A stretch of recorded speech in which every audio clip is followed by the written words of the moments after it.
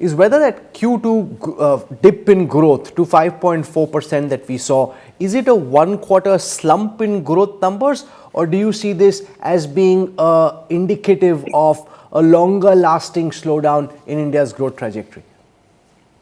Well, I think there is one-off nature to this. The economy saw unintended, and I'll clarify what I mean by unintended sharp fiscal and monetary consolidation in the first half of the fiscal year, and that really drove the growth slowdown to be that sharp. I mean, there are some more longer-term challenges, and we can discuss that later. On the fiscal side, in the first half of the fiscal year, the central government incurred about 29% of its usual fiscal deficit. So if there is a 100 rupee target for the full year, generally the government incurs about 62 rupees. This time it incurred 29 rupees. So there was a 33% slippage on the full year fiscal target, which means 1.6 percent points of GDP of unintended consolidation for various reasons. So this was a very fast pace. So if you just annualize that, that's like 3% of GDP. That has started to normalize. So it is reasonable to expect that as we enter FY26, the tailwinds of a late year splurge will be supporting us. On the monetary side, while I think the RBI has very limited room to cut rates, I think there has been a slip up on the quantitative side. The quantity of money available. If you remember, there was a lot of debate on the deposits there not being there in the system. Deposits in the system are a macro variable controlled by the central bank. And that was a major reason for the shortfall.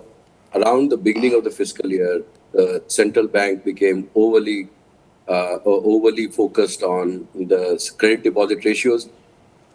Banks were asked to bring down that ratio. As the banks slowed down credit, it actually accelerated a downward spiral.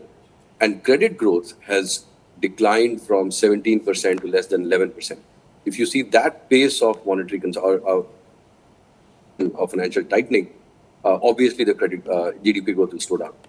With the CRR cut and hopefully with some more backing off from the regulator, if the credit growth revises from here, I think it's reasonable to expect that FY26 could be upwards of 6.5%, maybe even 7% growth. So let me put that same question to Dr. Rathin Roy, and I want to show you these estimates put out by different agencies and research houses, all of which have corrected what they think will be India's growth number for this fiscal year. Initially, the forecasts were far more buoyant than currently. Each of those, and you've got them on your screen right now, pulling back by about half a percentage point roughly over what they were expecting earlier. Rathin Roy, Neelkanth Mishra makes the point that in the second half of this fiscal H2, that there will be greater government spend and there will be a catch-up effect. And while there was a slump in growth in the second quarter of this fiscal, we will soon be bouncing back. Is that your assessment as well? And what's your economic outlook for next year? Well, first let me say that I don't do astrology, unlike any of these forecasters there. And they have the luxury, unlike most astrologers, of revising their astrology. I haven't seen any credible modeling backing these so-called forecasts. These are basically very crude exercises. And they're meant for an audience, a Bombay market audience. So it's okay. But I don't think we should take them too seriously. And in that sweeping statement I've made, I'll include the IMF and the World Bank for other different reasons. So it's not just our chaps. Now, in terms of growth, I agree with Neelkanth. I agree with Neelkanth that we will perform moderately well as we have moderately well in the past. I'm not sure we'll get to 7, but unless you do something to deeply damage the economy, like demonetization, 6 to 6.5% growth typically would be what you would expect, as an average over a 3 to 4 to 5 year period. That is the fact that is not enough and its quality is very poor, either from an employment perspective or from a well-being perspective or from a prosperity perspective, is a structural matter. But I think Neelkanth is right for the reasons he adduced. But just to give you one example, I mean, if the growth rate of a market economy is so dependent on fluctuations in government spending, then something is clearly wrong with the economy in terms of its structure.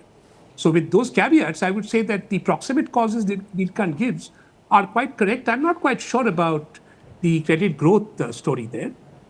I mean, possibly that is also happening on the demand, purely because of lack of demand in the right places. The other factor I would add is the extent to which, given world trends, nothing to do with India, but nothing majorly to do with India, foreign investors behave with respect to increasing or maintaining their investments in the Indian economy, both in terms of FDI and in terms of FII.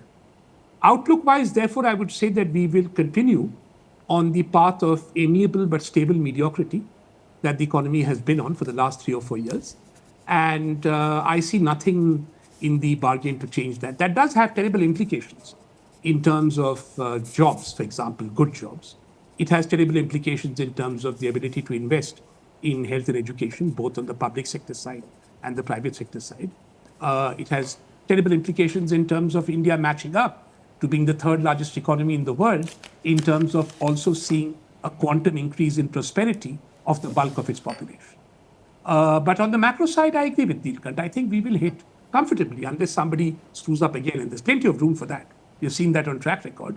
Unless someone screws up again, 6.5 is what you'd actually. You're calling it amiable but stable mediocrity. Soumya Kanti Ghosh, first let's just focus on what's left of this year and try and get your sense at SBI about what you estimate will happen and how much do you think the bounce back will be, what explains the slump, and secondly, your economic outlook for the next fiscal.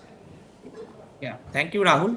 I think, Rahul, just before I start, I'll just put to it an interesting data. In the last 33 years since Indian economy liberalized from 1991 to 2024, if you look at the average growth rate, that has been at 6.1%. And interestingly, in the last decade and this decade, if we exclude the years of the global financial crisis and the years of the COVID, the two growth rates have been at 7.2% for the last decade and 7.3% for the decade ending 2024. So the aspiration of India actually has moved higher from a 6% to 6.5% growth rate to 7% growth rate. So therefore, the 5.4% growth rate in the second quarter was a disappointment. But I would like to add to the point that there has been some factors concerned. Some of the points Neelkanth mentioned. I just want to add one or another point which is extremely important from an economic perspective. I think there has been also been, we have seen a significant slowdown in the capital expenditure on the part of the states. Actually, the states have been undertaking a lot of revenue expenditure, but there is also an support which the central government gives in terms of an interest-free capital expenditure. I think this year the budget was presented in July, and the contours of that package was worked out in the month of August. So if you look into the first quarter data of almost all states, including the larger states, there has been a significant and sharp slowdown in capital expenditure. So that is also hurting the economy. The second point to note is that I think there has been significant geopolitical uncertainty. The manufacturing sector, which has actually slowed down the most in the second quarter, I think a growth rate of 4%, has been hit by also declining margins. I think that's a statistical artifact, which I don't want to get into it. But I think much of that will correct possibly in the second half. It is debatable how much it will correct so that we can have a growth rate in excess of 6.5%. But a growth rate in excess of 6% looks reasonable at this point of time for this fiscal.